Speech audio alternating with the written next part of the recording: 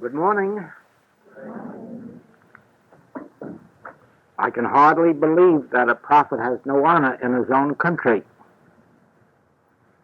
And I'm sure that your being here this morning is the recognition of your recognition of the message of the infinite way. It's good to be back in Hawaii. It's good to be back here with you. It has been a long trip, 5.5 months, and it started out to be only 7 months. Excuse me, it started out to be only 7 weeks. But as it got near that 7th week, there was an urge and a push that sent us on over into Texas and Oklahoma and Chicago. And this same experience that I couldn't account for, couldn't give any reason for, continued all the way across to New York, and then we were invited to Washington, D.C. and back to New York. And without any preparation, without any halls, without any notices to students, we just made the jump over to England, expecting to be there about 2 weeks and come home. It turned into 2 months, and then the continent opened. Instead of my usual visit to Munich in Germany, this trip we had 3 cities, Munich, Berlin, and Frankfurt. We did take a day to visit East Berlin. And I would like to make the suggestion, if there are any among you who are inclined to be a little bit liberal in your politics, do, at the first opportunity, visit East Berlin and see how the socialist people live. It might turn you into a capitalist very quickly. It's really an entire city of prison. You're not just in a prison building, you're in a whole city of prison buildings. But I'm sure you'll learn more about that in history. At any rate, it was an interesting experience, because we do have a few students in East Berlin, although we didn't meet them, trying to demonstrate freedom in the midst of prison.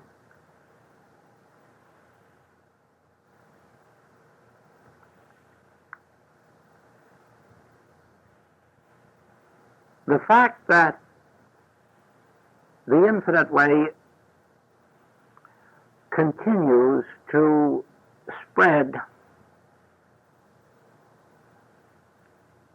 of itself might not have significance, but the fact that it is spreading in the way that it is has a very deep significance.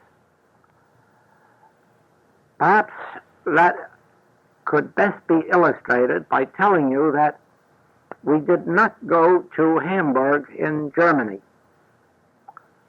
but that 12 Infinite Way students from Hamburg came to Frankfurt to tell us that there are nearly 300 students of the Infinite Way in Hamburg. That is what I mean by the way of its spreading. We had no way of knowing this in advance. We had no way of knowing, we had no way of knowing all across Germany of the amount of students that were there, or Sweden or Holland on this trip. The unfoldment seems to be coming from within, and in no spectacular way, but in a way certainly that shows that inside of consciousness there is a stirring and a reaching out, and that this stirring that is going on will never be satisfied until every individual who feels this urge reaches that center within themselves. For thousands of years, men and women have sought the Holy Grail, or have sought the mystery of life, the secrets behind the visible scene. But more particularly, they have sought this for their own sakes, in order to find an inner peace, an inner rest, to satisfy something within us that is not satisfied.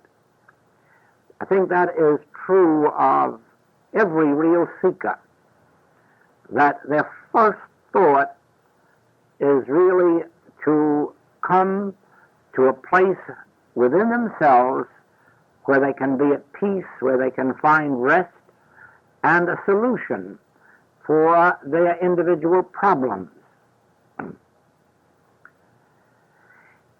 Each, of course, finds that particular path which is best for them. There is no one path yet discovered that can meet the needs of everyone on earth. Each one has something within themselves that will respond to a spiritual message, but not always to the same spiritual message. And it is for this reason that in our search, we may seek on many paths, we may seek through many approaches to truth, and if we are wise, we will continue until we find that particular one that is really our spiritual home. And that one will not be the same for all of us. When we do find our particular spiritual home, then is the time, like in marriage, to forsake all others and cling to that one until it yields the fruitage of the Spirit. We little realize when we start out on this path that the battle is not with this world. The battle really is with ourselves and within ourselves, because we are our own worst enemies. This is inevitable. We were all born into a material sense of existence, and this means that our minds are centered on those very things that are aimed to destroy our peace. Our entire goals have been those that ultimately must destroy us. You see evidence of this in the scientific world, where the search for scientific truth has eventually led to the great discovery that can do nothing more nor less than destroy not only the discoverers, but all of the rest of the world as well.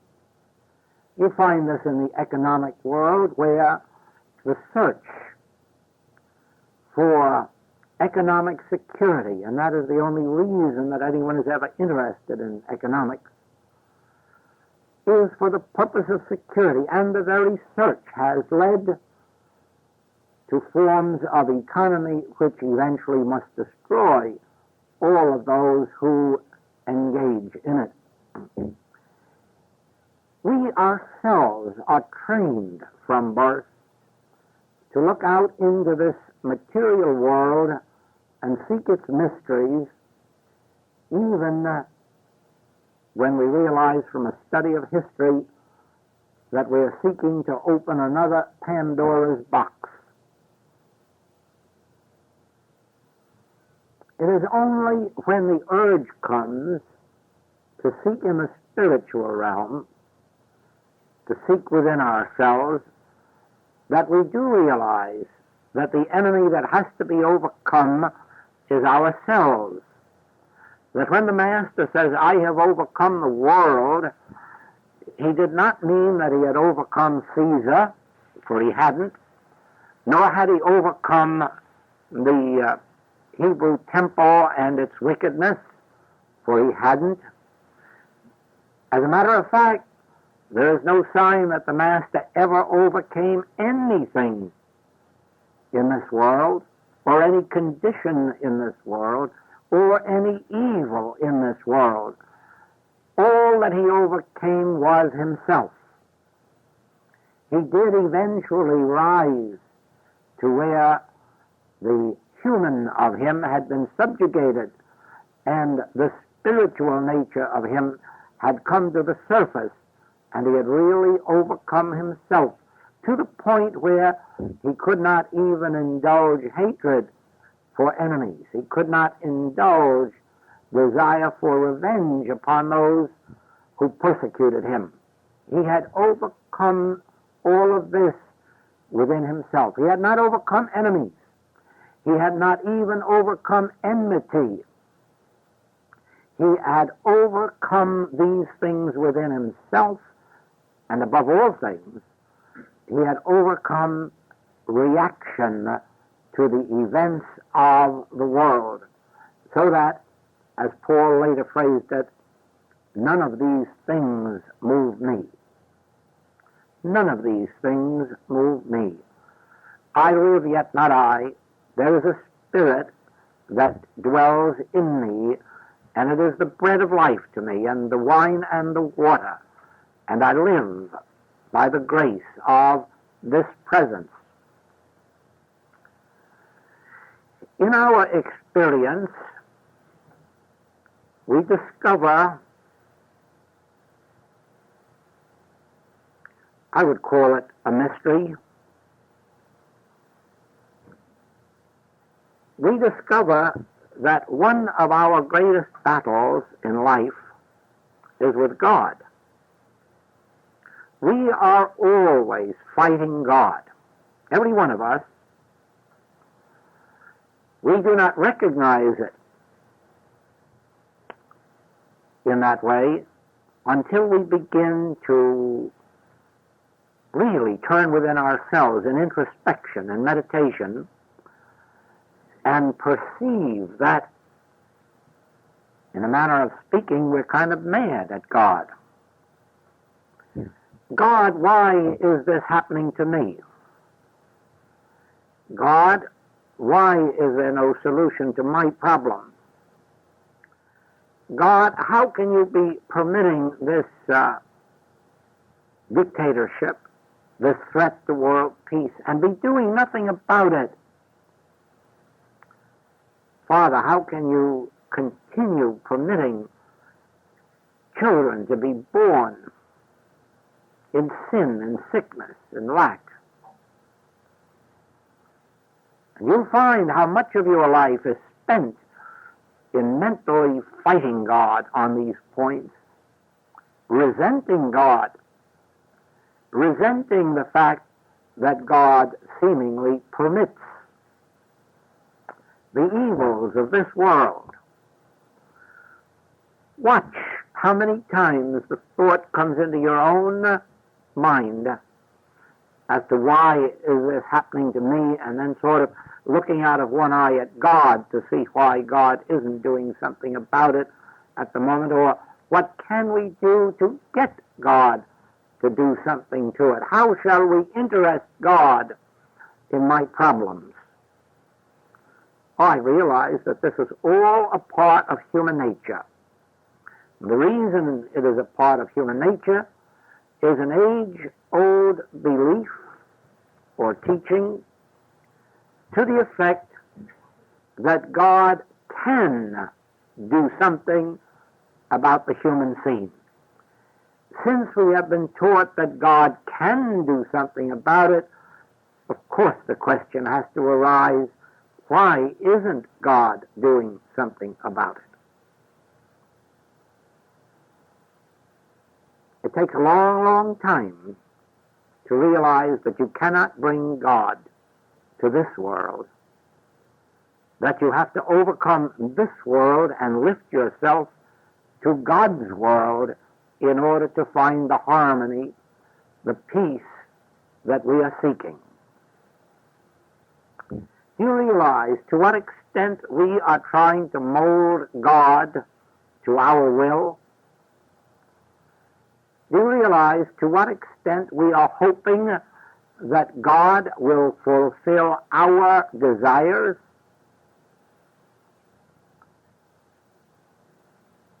And I hope that you who are studying the infinite way will realize that you never will mold God to your desires, nor get God to do your bidding,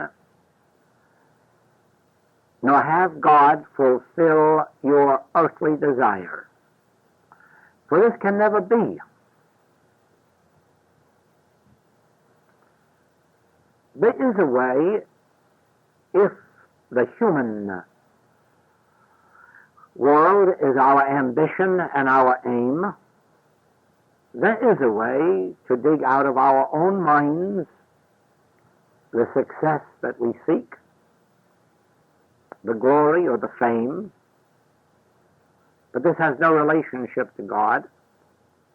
If you are on the spiritual path, one of the first things you will learn is that you have to give up your will that the will of God may be done. That you have to give up your particular way in order that the spiritual way may be revealed. You learn very quickly on this path that success only comes in proportion to our ability to surrender, to yield ourselves, to yield our desires. We, of course, in our wisdom, know what we need, know what we would like to achieve, know what hopes we have of human accomplishment. But remember that none of this is a part of the divine plan, and that it is only as we learn to surrender, as we learn to yield, that we can come into a place in consciousness where we are listening. Speak, Lord, thy servant heareth, and really begin to ask for guidance, for spiritual guidance, for spiritual support, for spiritual unfoldment, for spiritual demonstration. God is spirit, and the universe of God is spiritual. And the way that we can bring ourselves into at one-ment with the spiritual universe, the spiritual kingdom, the kingdom of God that is within us, is in this very adoption of the listening attitude, in this very attitude of surrender. It does not always follow that we will be taken out of our present human way of life. It doesn't always follow that we give up our present occupation or profession. As a rule, the very first thing that happens is that a divine influence comes into the very human work that we are doing, that some spiritual strength is given to us, or spiritual wisdom, and that makes it possible for us to continue what we are doing, but do it more successfully, more joyously, more profitably. It is only as our lives become more and more sunk in God that there is a possibility that we will be taken from our present activity and moved into something of a different nature. And even here, it isn't possible to outline what that is. Sometimes we are taken out of our business life and brought into the spiritual world. But I have also seen that some have been taken out of the business life and moved into the world of music, and the world of art.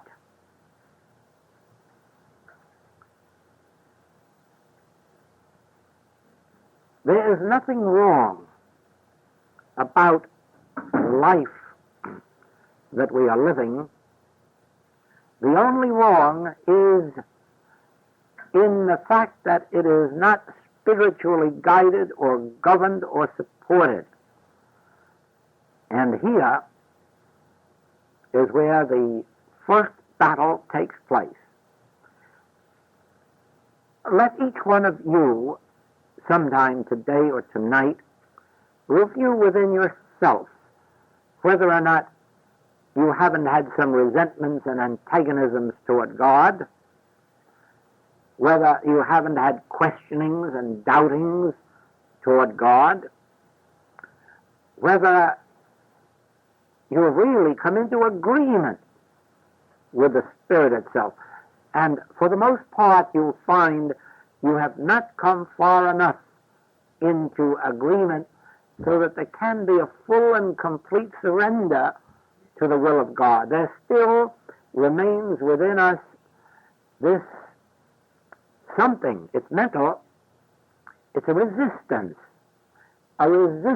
because the way of our world is not being supported by God. The will that we have for what we are doing in this world is not being supported by God, or perhaps the health that we have is not being supported by God. And the first step then that I would bring to your attention is loose this resentment or loose this doubt of God, loose this resistance to God through realizing that the only reason it exists is that you have outlined within yourself what you want God to do or how God is to respond within you. Of course, you know, you have heard it in classes, you have read it in the writings, that there is only one way to God, and that one way is prayer. There are many approaches to the subject of prayer. There are many spiritual approaches to the kingdom of God, but there is only one way in which everyone has to agree. Whether you approach God through an orthodox religion, a metaphysical, a spiritual, an occidental, or an oriental, you still have to approach God through prayer. Prayer is the only way. And so what each one of us must determine is, what is prayer? What is the prayer of a righteous man? What is efficacious prayer? What is the nature of prayer that brings a response from God? And the very first step is this one of surrendering our resistance to God. How shall we do this when it is so very evident that God is not responding to us?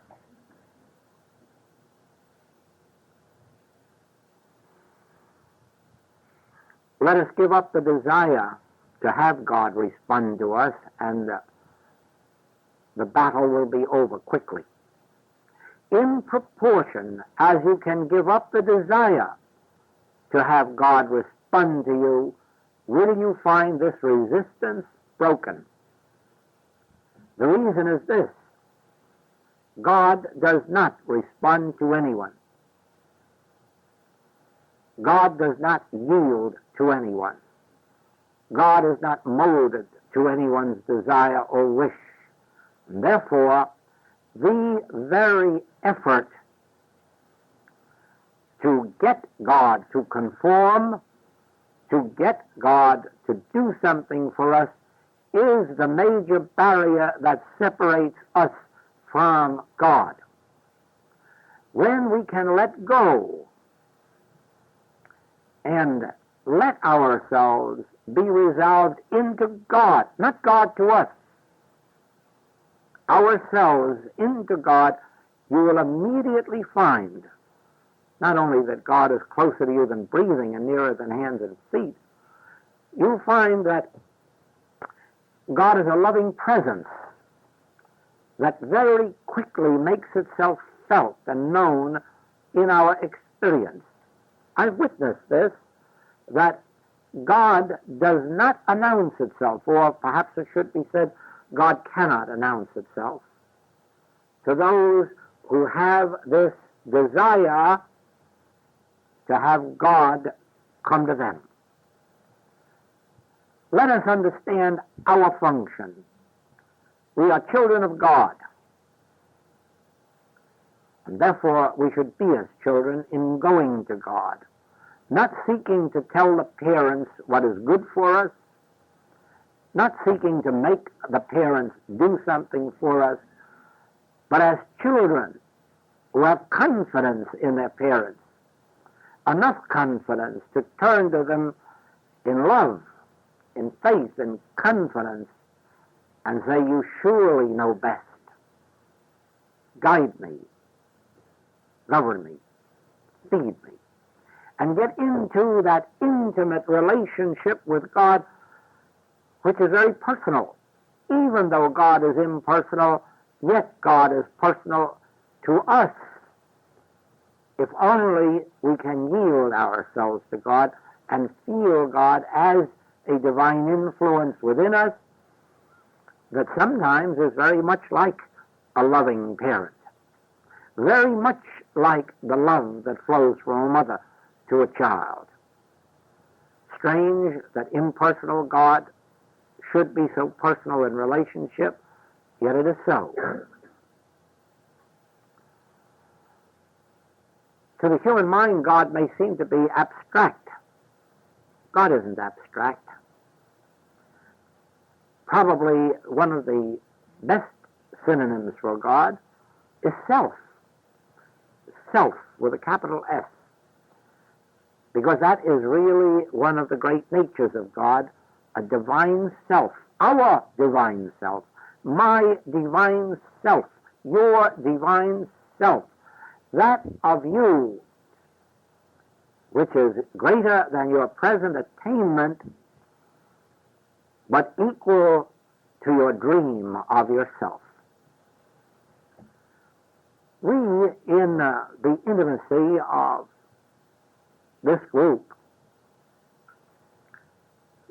can acknowledge, confess, if you would like the word,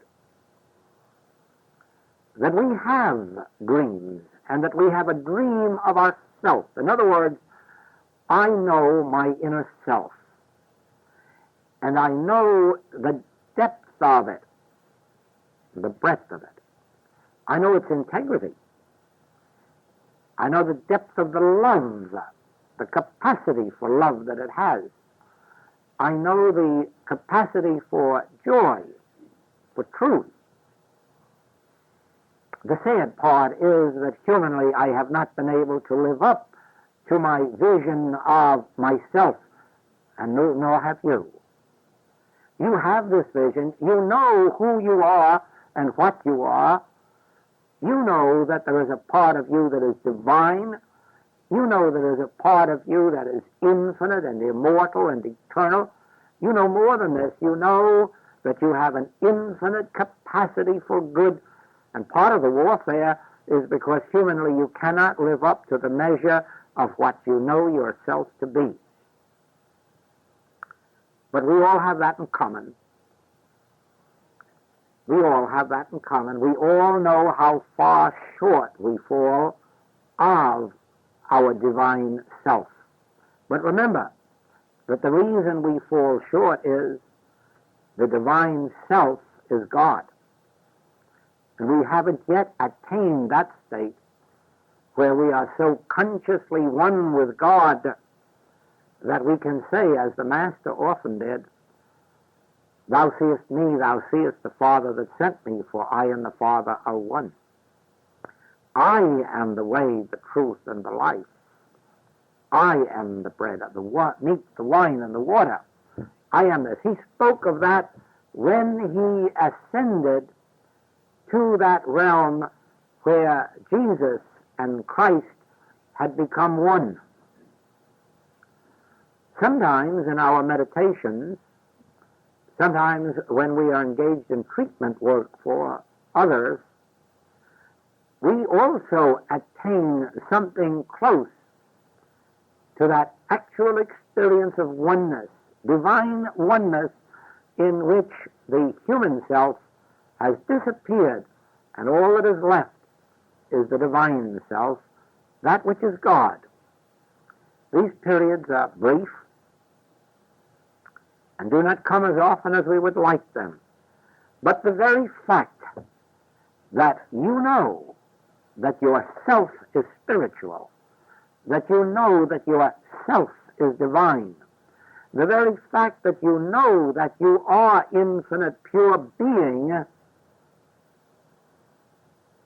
is that which will enable you to give up this warfare with God, this battle with God, and release yourself and relax yourself into that divine self which you are, that divine self which constitutes your being, and then you can trust it.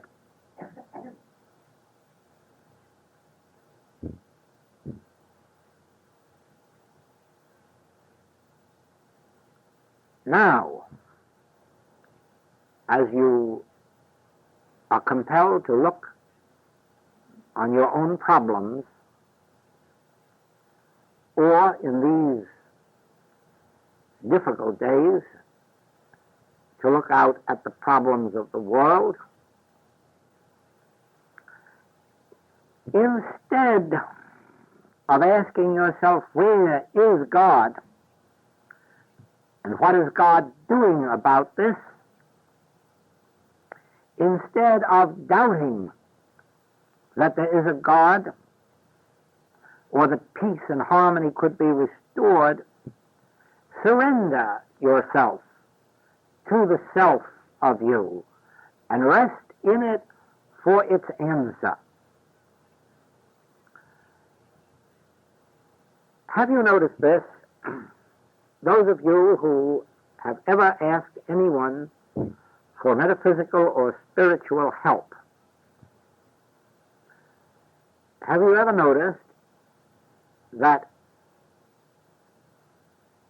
you may have 100 friends and relatives who could not give you this help, yet here and there out in the world there is an individual. And if you have a cold or if you have a problem of any nature, some measure of harmony, and sometimes miraculous measures of harmony, are restored to you. And then you wonder, why can't 1,000 others do this? Why couldn't my relatives do this? My closest friends do this? And the answer always is, only those can bring spiritual harmony to your experience who have attained a measure of spiritual consciousness. In other words, it is the attained consciousness of an individual. It is the demonstrable spiritual consciousness of an individual that can bring spiritual peace and harmony where there has been discord and inharmony. Again, this points to the fact that as the Joel nature of us yields to the divine nature, it is the degree of that divine nature which Joel attains that becomes the spiritual light. And it isn't Joel, it's Mary, Bill, whoever you may be, or the world may be, because God is truly no respecter of persons. God is your self. God is the divinity of your being, and it is not anywhere where you have to go for it, search for it, purchase it. It is within yourself, awaiting your recognition and the attainment of the realization of its presence. Now, when you know this, you know also that this divine self, which was the self of Jesus, of John, of Moses, of Buddha, this divine self is the divine self of you which you are recognizing when, in those moments, you do recognize that there is a part of you which is spiritual and perfect. There is a part of you which is divine. There is a part of you that is infinite in goodness. It makes no difference what you may humanly be doing today or yesterday or tomorrow. There is still that recognition that there is this divinity of you, this perfect you, this immortal and eternal you, this you that could say to the rocks, pour forth water, and it would be so. It could say to the storm, peace, be still, and it would be so. The more you contemplate this perfect self of you, this real self of you, this divinity of you, the closer you bring yourself into at one-ment with it. The more you bring yourself into intimate relationship with it, until you come, in a measure of course, to the place where the Master said, I can of my own self do nothing, but the Father within me doeth the works. Or Paul could say, I live, yet not I. Christ liveth my life. In other words, you've come to that place of renunciation, of surrender, where you know right well now that that which is the external, the human of you, is becoming less and less and less, and that which is the divinity of you is becoming more and more and more.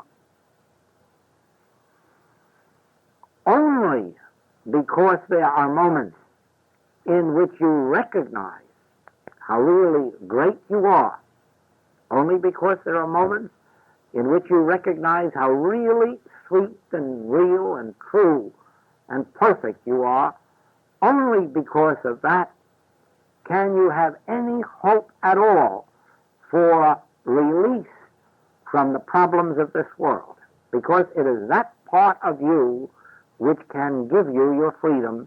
It is that part of you which becomes the presence that goes before you to make the crooked places straight. It is that part of you which others recognize as your real nature. As it comes into the ascendancy, when you meet with the people of this world, they do not see your human nature to the extent that they formerly did. They become more and more aware of this divine nature that is within you. Now, you come to what is one of the most important steps on your entire spiritual path. You will learn now why you have been battling with God. You will learn that although you have stated over and over and over that the kingdom of God is within you, that you've really been fighting with the concept of a God up in the sky. You didn't know that that much orthodoxy was left in you. But now you discover that you were not resenting God or fighting God. You were fighting the concept of God that you have been entertaining all your life. And the reason this God doesn't do things is there is no such God. Now you come into the awareness why the kingdom of God is within me, not outside, and it must be released from within me. If I want peace on my earth, peace must flow out from my heart. If I want harmony, justice, equality, I can't any longer look to a God for it. I must express it. Now you will learn that the whole secret of your discords and inharmonies has been the false concept of God that you have been entertaining, even while believing that you had made the transition to a metaphysical or spiritual basis of life. You still were expecting something of God that the world is expecting. A great deal of the world is in church today praying to that non-existent God for intercession in something that can't happen. It just cannot be. If there is to be peace on earth, it must flow out from us. And how? First of all, we are going to recognize that whatever peace is to be on earth must flow out from within us to the earth. Next, we must know that that peace can only flow in proportion to our recognition of the nature of God. Do you believe that God is a great power that can do something to other powers? Then you're praying amiss. You cannot help bring peace on earth. You will only bring peace on earth in proportion as you can look upon the evils of this world and say, thank you, Father, this is a mirage. This is not power. Whether that evil appears as a man, an ideology, a disease, a sin, still you in your inner self, when communing with yourself, must realize, just think, the kingdom of all power is within me, and it is all good. There is no power of evil in the divinity within me, nor within any individual on the face of the globe, for God is infinite and God is love. The evil that we have been fighting and that we have been desiring God to remove is non-existent. The evil exists only as a worldly concept in our thoughts. Once you begin to perceive the nature of God within you, you will soon see that there is no evil in you. And you will soon see that the evil beliefs that have governed you or controlled you are not power. They disappear just as darkness disappears when light is introduced. You know, we have had this brought to our attention before, that there is no such thing as darkness. There is no entity called darkness. When light comes, it doesn't move darkness out of the room, because there was no darkness in the room. There is no such thing as an entity called darkness, something that could be seen, heard, tasted, touched, or smelled, or analyzed under the glass. There is no such thing. There is no such thing as darkness. And you see that Scripture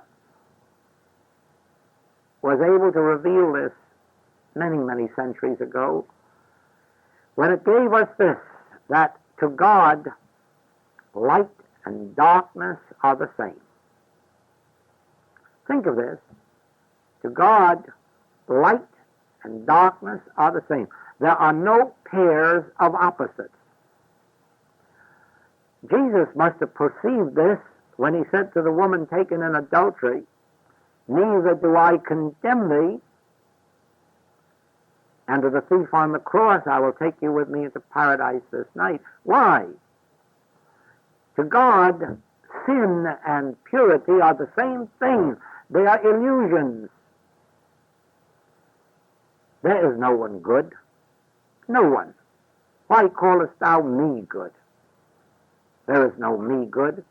Then why callest thou me evil? There is no evil. That which we have considered to be good and that which we have considered to be evil are both alike to God. They're non-existent. That is why they can be metaphysically and spiritually healed, because they have no reality. They do not require probing. They do not require medication. They do not require surgery, because they exist only as images of thought. They exist only as a part of the illusion that has come upon us since we accepted the power of good and of evil. In the Garden of Eden, there was no good and there was no evil, but the acceptance of good and evil destroyed the Garden of Eden. It removes us, too, from our harmony. But you can only learn in your meditation, you can only learn in your communion with God that evil is not real. And then watch it evaporate, dissolve, disappear from your experience, and after a while, there will not even be the memory of it. You see,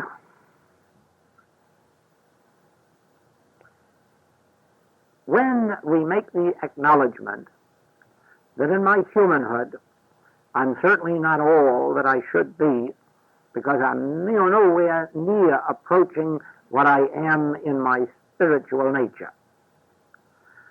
That's quite enough of a confession to make about the past. We can then leave the past and begin to commune with this Father that is within us, this Spirit that is within us, and by relaxing, and I mean relaxing desire,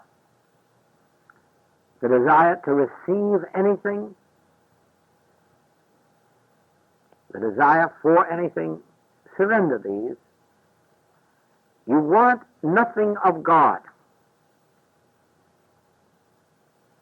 To know Him aright is life eternal. So the most we can hope for or want is to know the nature of God. And this we can learn in our meditation. This we can learn within ourselves, because God quickly reveals it to us when there is no barrier to receptivity. And the barrier to receptivity is desire. The barrier to the receptivity of God, to communion with God, is entering a meditation with a desire. The only way that I can think of to illustrate this is the example of our sun and sunshine.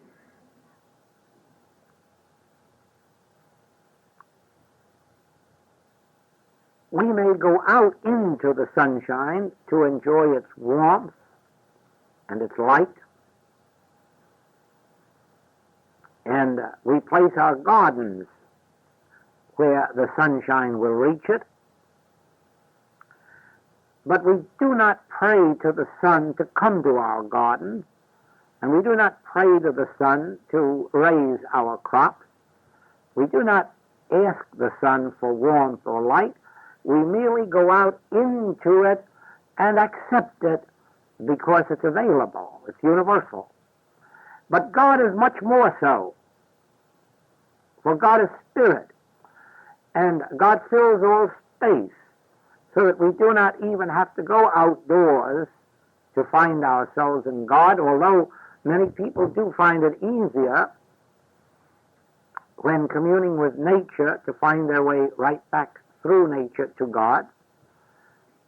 But God is equally everywhere present, and the moment we can surrender that desire to receive of God, the moment we can surrender the wish to have God do something, you will find that you will relax into God and very shortly receive God's grace, whether in the form of messages or whether in the form of guidance or in the form of greater harmony in our affairs, but it comes.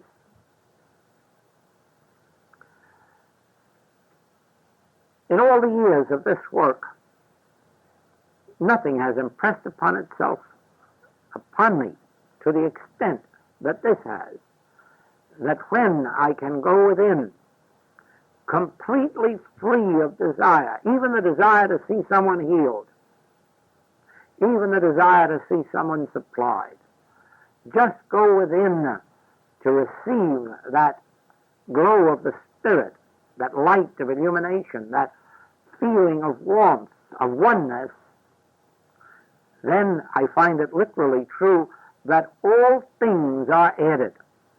Whether in my experience or those who are seeking help, the answer comes. But the answer comes in direct proportion to the ability to surrender the will, the desire. Think. God is yourself. And in those moments when you really are recognizing how wonderful you are in your real nature, you know those moments when you say, nobody understands me? That's a real moment, too. That's a real moment, and it's really true that no one understands us because no one knows how really divine I am. And a lot of the times I don't know it myself. But when I do, I have my goal. And I know that only in proportion as I can bring myself into oneness with the divinity, the perfection that I already am, and surrender human desires, surrender human fears. Don't even allow yourself to speculate on what may happen tomorrow, as if it would make any difference. Thank heaven that Paul was able to reveal to us that neither life nor death can separate us from the love of God. Neither life nor death. And that experience of crossing over that comes to everyone eventually really makes no difference that it came to Jesus at 35 years of age. And the disciples, all of them probably before they were 50, it really makes no difference what the date is that we make that crossing, as long as we cross in the absolute conviction of our spiritual identity and of the fact that that which is the perfect of us is that which survives. Neither life nor death can separate us from the love of God or the life of God or the Spirit of God. And so where we make our home temporarily is not of too much importance. The vision that I would share with you today, which is the vision that I am seeing up here,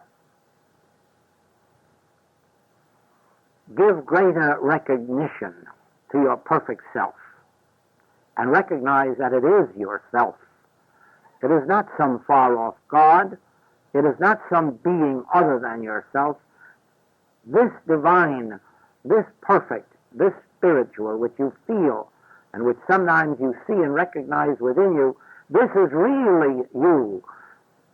And what you see in the mirror is only a human mind's distortion of that. And even the human conduct that we show to each other is a distortion of the really perfect that we are. And in the degree that we recognize this perfect self as our true being, in that degree do we mold ourselves into the image and likeness of it, into the pattern shown thee on the mount. Don't look out and up to a God to solve the problems of this world. Look to the center of your being, and then let love flow out. Love in the form of forgiveness. Forgiveness to all those who offend you, whether personally or nationally or internationally, and above all things, love in the form of praying for your enemies. The Master made it so clear that it profiteth you nothing to pray for your friends. If you would be children of God, and this means if you would be heirs of God and joint heirs to peace on earth, pray for your enemies. Pray for them. Pray that the spiritual light reveal itself in them. Pray that their sins be forgiven them and that they awaken in the true image that is within them.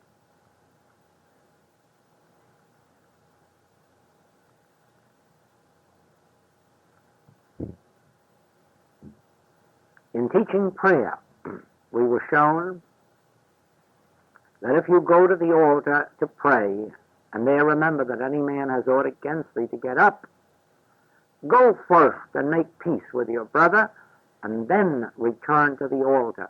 This is really a pattern for prayer. Don't think for a moment that if you go into prayer, communion, meditation, and there are harboring enmity, that your prayer ever reaches the throne of heaven, even though the throne of heaven is right within you. First, make peace. In other words, pray. Pray for your enemy, forgive your enemy, get at peace with everyone in this world, and you will find yourself at peace with God. Then the Spirit of God can flow out through you to this world.